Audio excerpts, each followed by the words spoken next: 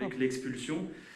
Peut-être au-delà de ces faits de match, est-ce que vous êtes satisfait sur certaines séquences de jeu? On a vu dès le début du match votre équipe essayer d'avoir des consignes, essayer de jouer sur les aides, de jouer sur les principes qui ont été les vôtres sur ce 3-4-3 et par séquence, vous pensez que au-delà de l'aspect psychologique, cette équipe elle a montré quelques qualités qui illustrent le travail que vous faites depuis que vous êtes à la tête de la sélection? Merci.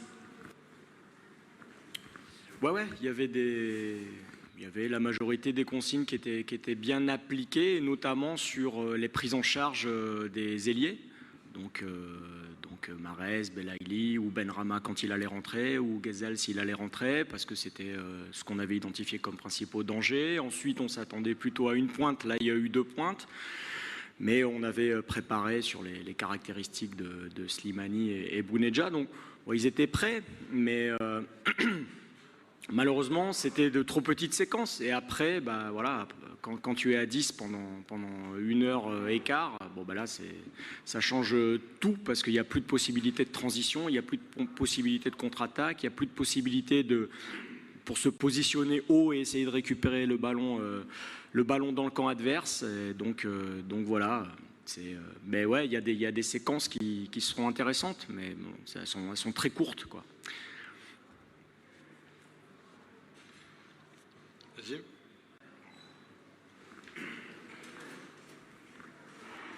Bonsoir coach, Nazim Bessol, Votora. Une double question peut-être. Comment on vit une telle soirée et comment vous percevez la suite des éliminatoires après cette lourde défaite d'entrée? Bon, de toute façon,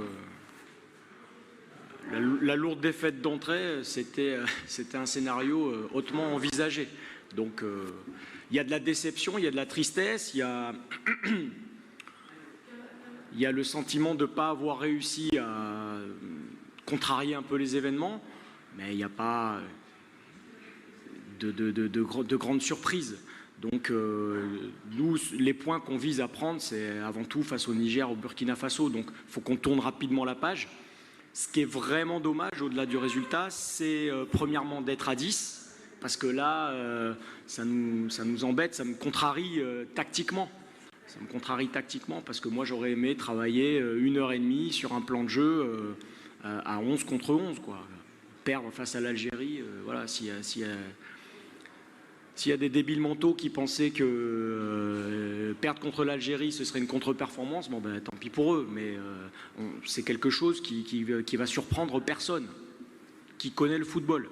Par contre, ce qui me contrarie, voilà, c'est d'être à 10. Parce que dans la projection pour les prochains matchs, ben là, je perds un titulaire, je perds un cadre. Et puis, on n'a pas suffisamment travaillé un plan de jeu qui peut nous servir pour les futurs matchs.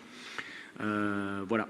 Et après, sur comment on le vit, ben, on subit les événements, quoi. Parce que, encore une fois, à 11 contre 11, il y a peut-être des choses à faire dans la micro-tactique, dans les remplacements qu'on peut faire, mais à 10, ça devient catastrophique et on est obligé de subir, de regarder tout le temps le chrono et puis voilà, d'espérer que l'Algérie soit maladroite, quoi. Bonsoir coach, Shafiq Saïh, Al-Badil TV. Coach, vous drivez l'équipe de Djibouti plutôt, une équipe qui paraît modeste. Vous avez sincèrement des ambitions avec cette équipe. Ma question est, quels sont les ingrédients pour que les requins rouges soient avec du continent? Avec les grands plutôt. Avec les grands. Ah, les ingrédients, c'est des années. Il faut des années. Là, on joue une équipe qui, c'est pas pour vous brosser dans le sens du poil, si l'Algérie fait 8e ou quart de finale de Coupe du Monde, personne ne sera surpris. C'est une équipe de ce calibre-là. Et l'équipe qu'on a jouée là, c'est-à-dire que j'ai dit à Jamel Belmadi, merci de nous avoir respectés. Il n'y a pas d'équipe B ou de quoi que ce soit. Donc, c'est là aussi où c'est intéressant pour nos joueurs, c'est qu'ils ont joué ce qu'ils pourront et ce qu'ils peuvent pour l'instant pas jouer. Des joueurs voilà, là ils ont joué de la Première Ligue, de la Liga, de la Bundesliga, et pour moi un potentiel quart de finaliste Coupe du Monde, voire plus. On ne sera pas surpris. Donc là, l'écart, il est énorme, énorme.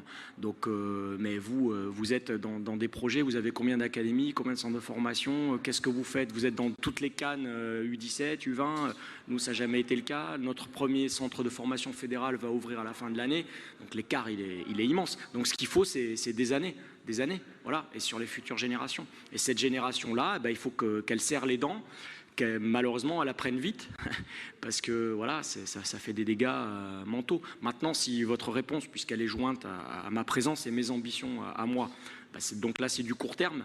À court terme, les objectifs qu'on peut se fixer à Djibouti, c'est le CHAN. Ça c'est quelque chose de concret.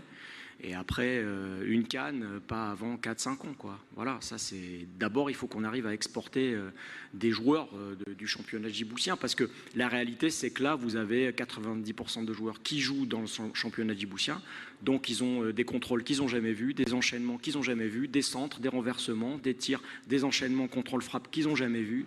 C'est ça, en fait. Donc là, ils découvrent certains gestes techniques, et c'est ça la réalité. Donc des fois on surperforme et là on a sous-performé. J'avais dit que pour qu'on fasse quelque chose, il faudrait que l'Algérie soit très mauvaise et nous excellents, et en fait on a été très mauvais et ils ont été excellents. Donc,